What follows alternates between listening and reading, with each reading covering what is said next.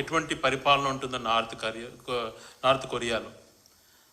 అంతకంటే ఘోరంగా ఎక్కడ కూడా లేని విధంగా ప్రపంచంలో ఏ నియంత కూడా చేయనంత కూడా ఎక్కువగా ఇక్కడ చేస్తున్నారు ఈ రాష్ట్రంలో. ప్రతి అంశంలో కూడా వ్యవహరిస్తున్నటువంటి తీరు ప్రజాస్వామ్య స్ఫూర్తిని ఎప్పుడో మర్చిపోయి నియంత కంటే కూడా ఘోరమైనటువంటి పరిపాలన చేస్తున్నట్టుగా మనకు స్పష్టంగా కనపడుతూ ఉంది. ఈరోజు కొన్ని ఎగ్జాంపుల్స్ తీసుకుంటే, చంద్రబాబు నాయుడు గారు తన పైన ఉన్నటువంటి సిఐడి కేసెస్ అన్నిటి కూడా నీరు గారుస్తూ, తన పైన ఏవైతే ఉన్నాయో స్కిల్ స్కామ్ కానీ, ఫైబర్ నెట్ స్కామ్ది కానీ, రాజధానిలో అసైన్మెంట్ ల్యాండ్స్ స్కామ్ కానీ, ఇన్నర్ రింగ్ రోడ్ స్కామ్స్ కానీ, ఇవన్నీ కూడా నీరు గార్చే విధంగా తను వ్యవహరించుకుంటూ, తనకు తానే క్లీన్ చిట్ ఇచ్చుకుంటూ, తన వాళ్ళకు క్లీన్ చిట్ ఇస్తూ, ఆ కేసును నీరుగార్చే విధంగా, ఆ కేసులలో ఇతను ఏం తప్పు చేయని విధంగా తనే జడ్జిమెంట్ కూడా తనే ఇచ్చుకుంటూ చేస్తున్నట్టు వ్యవహారం చాలా హాస్యాస్పదంగా అనిపిస్తూ ఉంది. ఒక పక్కన ఆ రకంగా కేసును నీరుగారుస్తూ తనకు తాను ఏ తప్పు చేయలేదు అని చెప్పి తనకు తాను ప్రకటించుకుంటూ తనకు తాను జడ్జిమెంట్ ఇస్తూ ఉంటే రాష్ట్ర ప్రజలంతా కూడా ఆశ్చర్యపోతున్నారు. మరొక పక్కన ప్రజాస్వామ్య విలువలను తూడ్చిపొచ్చారు. న్యాయ వ్యవస్థకు సంబంధించినటువంటి జడ్జిలపైన నిఘా వ్యవహరించడం, వాళ్ళని కూడా భయభ్రాంతులకు గురి చేసే విధంగా వ్యవహరిస్తుండడం ఎంతవరకు సమంజసం? ఇదంతా కూడా ఎవరు గమనించలేదు అని అనుకుంటున్నారు. న్యాయ వ్యవస్థను కూడా బెదిరించేటువంటి పరిస్థితులు, భయపడించే పరిస్థితులు, ప్రజాస్వామ్య విలువలంటే ఇంకా అది ఏ రకంగా కూడా లేకుండా చేస్తున్నారు. వాళ్ళ యొక్క అజెండా కోసం, ఇతరులను భయభ్రాంతులకు గురి చేయడం కోసం 4 IPS ఆఫీసర్లను సస్పెండ్ చేసిన విధానం చూస్తున్నప్పుడు, మిగిలిన అధికారులను వాళ్ళు బెదిరిస్తున్నటువంటి తీరు, వ్యవహరిస్తున్నటువంటి తీరు చూసినప్పుడు, గతంలో ఎప్పుడు కూడా ఇటువంటి రోజులు ఎక్కడా చూసిండరు. నియంత పరిపాలనలో కూడా, రాజరిక పరిపాలనలో కూడా ఇలాంటివి ఉండవు అని చెప్పి చాలామంది మనసు విప్పి మాట్లాడుతున్నారు. ఇటువంటి పరిస్థితులు రాష్ట్రంలో ప్రస్తుతం కనిపిస్తున్నాయి. ఈ పరిస్థితులు ఉన్నాయి కదా అని చెప్పి కొంతమంది యువత ఈ రాష్ట్రంలో జరుగుతున్న పరిణామాలపైన, ఈ రాష్ట్రంలో జరుగుతున్నటువంటి సిచ్యువేషన్స్ని కొద్ది గొప్ప ప్రజలకు చెప్పడానికి ప్రయత్నం చేసి న్యాయపరంగా ఈ తప్పులు ఉన్నాయని చెప్పి సోషల్ మీడియాలో పెడితే వాళ్ళపైన కక్ష సాధింపు చర్యలు, ఇళ్ళకెళ్ళి బెదిరించడాలు, కనీసం నెంబర్ ప్లేట్ లేనటువంటి వాహనాల్లో వెళ్ళటం, సివిల్ డ్రెస్సెస్లో వెళ్ళటం, ఐడి కార్డు చూపించమంటే లేదు అనటం, అవతల వ్యక్తులకు ముసుగు కప్పటం, ఇలాంటి వివరాలు చేస్తున్నారు అని అంటే ఇవన్నీ చాలా కాలంగా నడుస్తాయని మీరు అనుకుంటున్నారు.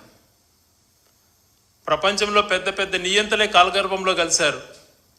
మీరెంత? ఎందుకు ఇలాంటి భయాందోళనకు గురి చేస్తున్నారు? మొట్టమొదటిగా మీరెందుకు ఇంత భయాందోళనకు గురవుతున్నారు? నిజాలు ప్రజలకు తెలియాల్సిన బాధ్యత ఉంటుంది కదా.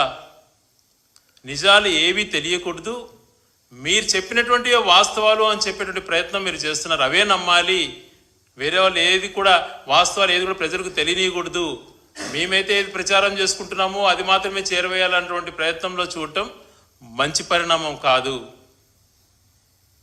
మొట్టమొదటిగా మనం తీసుకున్నప్పుడు ఏ తప్పు కూడా మేము చెప్పినప్పుడు ప్రతిపక్షంగా మేము చూపించినటువంటిది వాస్తవమా కాదా చెప్పే ధైర్యం ఉంటే మీరు మమ్మల్ని పిలవండి, మీ దగ్గరికి మేము రావడానికి సిద్ధంగా ఉంటాం. మేము ఈరోజు ఏదైతే ప్రశ్నిస్తున్నామో దానిపైన మీరు చెప్పాల్సినటువంటి బాధ్యత మీ పైన ఉంటుంది. ఎదురుజాలు చేయడం కాదు. ఎన్నికల మునుపు 6 నెలల ముప్పు 10 లక్షల కోట్లు అప్పు చేసేసింది, 12 లక్షల అప్పులు అయిపోయినాయి, 14 లక్షల పోలింగ్ వచ్చే టయానికి 14 లక్షల కోట్లు చేసేసారు అప్పులు, రాష్ట్రం దివాలా తీసిందని అనేక సార్లు మాట్లాడారు. తిరిగి అదే బ్రాండింగ్ వేయడానికి అధికారంలోకి వచ్చినాక కూడా మేము 14 లక్షల కోట్ల అప్పులు చేశాము అని చెప్పే ప్రయత్నం చేస్తూనే వచ్చారు. బడ్జెట్ 6 నెలల వరకు ప్రవేశపెట్టలా. నవంబర్లో బడ్జెట్ ప్రవేశపెట్టారు.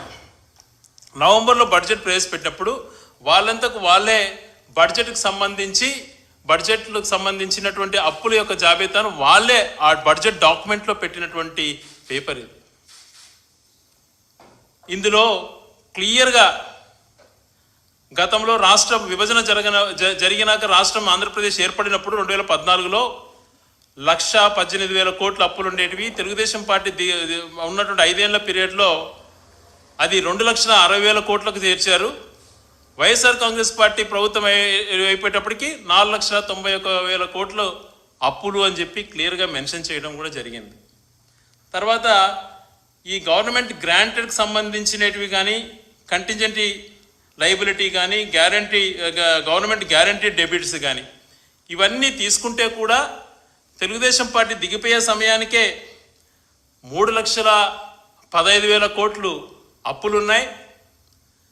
జగన్మోహన్ రెడ్డి గారి పీరియడ్ 24 ఎన్నికలు అయిపోయే వరకు 6,46,000 కోట్లే ఉన్నాయని చెప్పి క్లియర్గా చెప్పడం జరిగింది. ఇవి చెప్తే వాస్తవాలు ఇది అని చెప్పి పార్లమెంట్లో కూడా చెప్తే అనేకమైనటువంటి దాడులు చేశారు. వీళ్ళు వేరే సెక్టర్లో అప్పులు చేశారు, నాన్ గ్యారంటీకి సంబంధించినవి కూడా అప్పులు చేశారని చెప్పారు. ఆ డేటా కూడా అన్నీ తెప్పించినాం. మొత్తం పైన క్రోడీకరిస్తే తెలుగుదేశం పార్టీ దిగిపోయే సమయానికి, అంటే అంతకుముందు ఉన్నటువంటి కాంట్రాక్టర్ అప్పులు కానీ, ఇంకా గ్యారంటీడ్ లైబిలిటీ అన్నీ కూడా మొత్తం కూడా క్యాల్కులేట్ చేస్తే తెలుగుదేశం పార్టీ దిగిపోయే సమయానికే 3,90,000 కోట్ల పైగా అప్పులు మిగిల్చిపోయినాయి. దాన్ని 7,21,000 కోట్లకు మాత్రమే వైఎస్ఆర్ కాంగ్రెస్ పార్టీ ప్రభుత్వం దిగిపోయే సమయానికి ఉన్నటువంటి అప్పులు. దాన్ని డబల్ చేశారు, 14 లక్షలు అని ప్రచారం చేశారు. 5 సంవత్సరాలలో యావరేజ్ తీసుకుంటే తను ఒక గొప్ప విజనరీ అని మాట్లాడుతుంటాడు. 22.63% వాళ్ళ పీరియడ్లో అప్పులు చేస్తే, అదే వైఎస్ఆర్ కాంగ్రెస్ పార్టీ కరోనా లాంటి పరిస్థితులు ఉన్నా పేద ప్రజలకు అంతా కూడా పంచిపెట్టేశారు అని మాట్లాడుతున్నారు. పేద ప్రజలకు అన్ని ఇచ్చిన మాట ప్రకారం అన్ని ఇచ్చిన వాళ్ళకు జాగ్రత్తగా ఆరోగ్యశ్రీ చూసుకొని ప్రతి ఒక్క పథకం చెప్పినట్టుగా షెడ్యూల్ ప్రకారం ఇచ్చినా కూడా 13.57% మాత్రమే అప్పుడు ఈ యావరేజ్గా వచ్చినాయటువంటిది ఈ వాస్తవాలు పేపర్లో వచ్చాయి. ఈ ఫిగర్ చాలామందికి వినటానికి ఇష్టం లేకపోవచ్చు, కానీ నేను ఒకటే కోరుతున్నా, విద్యావంతులను కానీ, ఈ రాష్ట్ర శ్రేయస్సు గురించి ఆలోచన చేసినటువంటి మేధావులను కానీ, ఈ రాష్ట్రం మంచితనం గురించి